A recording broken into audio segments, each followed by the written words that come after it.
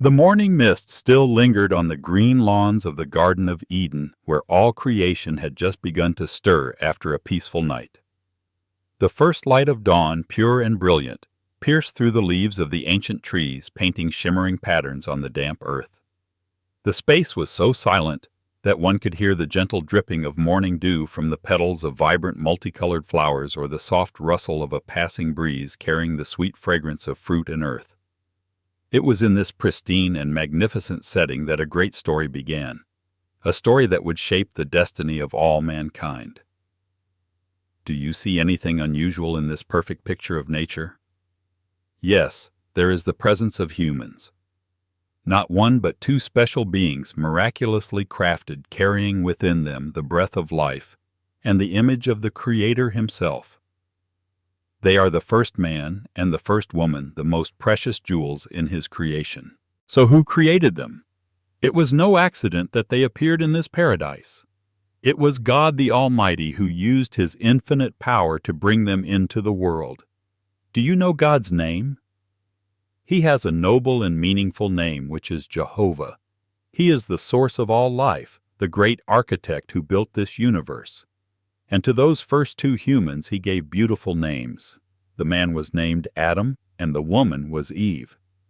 Let us travel back in time to witness the magical moment when Jehovah God created Adam. It was not a process that happened in the blink of an eye, but an act full of meticulousness and love. He did not use a spoken command, as when He created light or the stars. Instead, He humbled Himself, taking the very dust of the ground, the humblest of materials, to form a perfect human body. Every line, every detail of Adam's body was carefully crafted. The eyes were made to behold the beauty of the world. The ears were shaped to listen to the melodious sounds of nature. The hands were given strength to work and care for all creatures. And the feet were made to walk firmly on the earth. Adam's body was a masterpiece, a perfect combination of strength and grace, beauty and utility. But a body of clay, no matter how perfect, is still a lifeless object. What made the difference, what turned Adam into a living being, was the breath of God. After He finished shaping the form, Jehovah bent down and breathed His breath into Adam's nostrils. That breath of life filled his lungs, spread to every cell, and in an instant Adam opened his eyes. He was no longer a clay statue, but had become a living person, a soul with consciousness, emotions, and the ability to think. Adam took a deep breath, feeling the fresh air of the Garden of Eden fill his lungs. He looked down at his hands, moving his fingers in amazement. He stood up, feeling the strength flowing through his body. The world around him suddenly became vibrant and colorful. The chirping of birds, the gurgling of streams, the fragrance of flowers, all were completely new and wonderful experiences. Adam was the first man, and he was a living testament to the boundless power and creativity of Jehovah. Immediately after his creation, Jehovah God gave Adam his first job, a task that was both meaningful and challenging. He told Adam to name all the animals living in the Garden of Eden.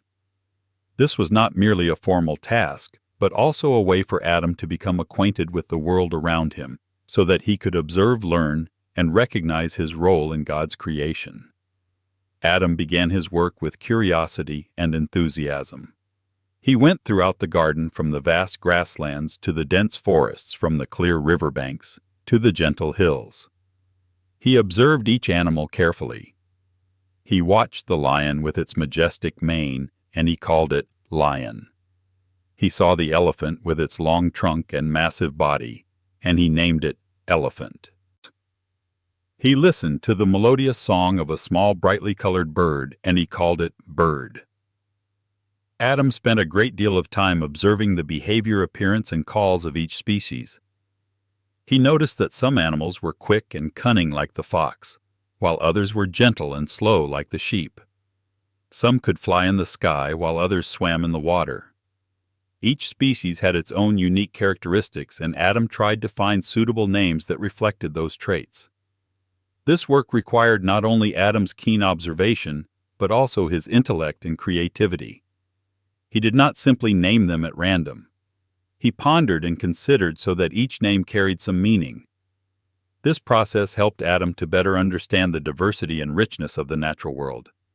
He was in awe of the creativity of Jehovah, who had made such a myriad of wonderful creatures. However, as Adam was engrossed in the task of naming the animals, he began to realize that something was missing. Do you know what it was? As he observed the animals, he saw that they were always in pairs. There was a father elephant and a mother elephant, and together they cared for their young calves. There was a father lion and a mother lion, and together they hunted and protected their territory. Even the tiny birds had mates. They built nests together, incubated eggs together, and raised their young together. Adam saw the connection, the mutual support, and the love between them. And when he looked at himself, he realized he was alone. He had no one to share his thoughts with, no one to talk to, no one to share the workload with. A feeling of loneliness began to creep into his soul. No matter how beautiful the Garden of Eden was, no matter how friendly the animals were, Adam still felt empty. He longed for a companion, someone like him, someone who could understand and share with him. Jehovah, with his perfect understanding, saw the deep longing in Adam's heart. He knew that it is not good for the man to be alone, and he decided to give Adam a priceless gift, a perfect life partner. To do this, Jehovah caused Adam to fall into a deep sleep. It was not an ordinary sleep, but a sleep so profound that Adam was completely unaware of what was happening. While Adam was deep in sleep, Jehovah took a rib from his side. He did not create the woman from dust as he had created Adam. Instead, he used a part of Adam himself to create his companion. This act carries a deep meaning. It shows the close and inseparable bond between man and woman. From that rib, Jehovah formed a woman. She had a gentle and graceful beauty, a beauty that complemented and completed Adam's strength. When the creation was complete, Jehovah woke Adam up and brought the woman to him. That moment when Adam first saw Eve must have been one of the most moving and memorable moments in human history.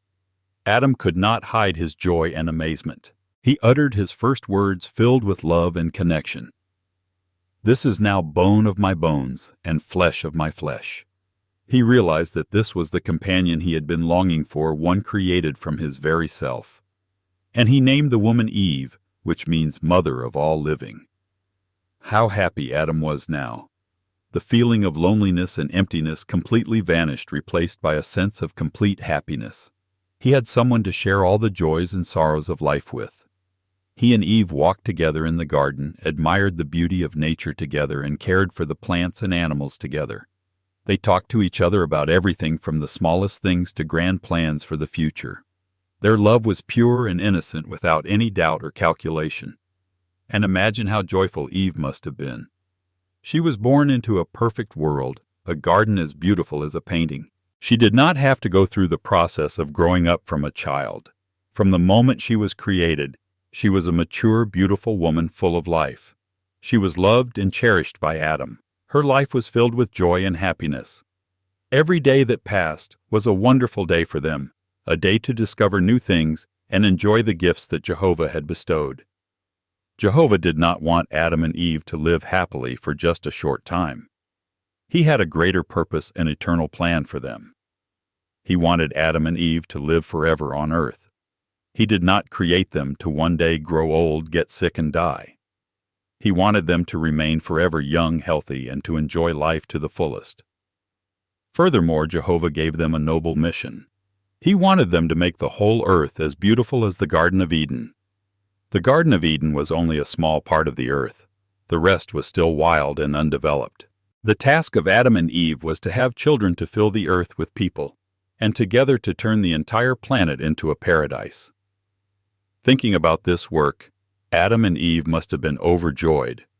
They had a bright and promising future ahead of them.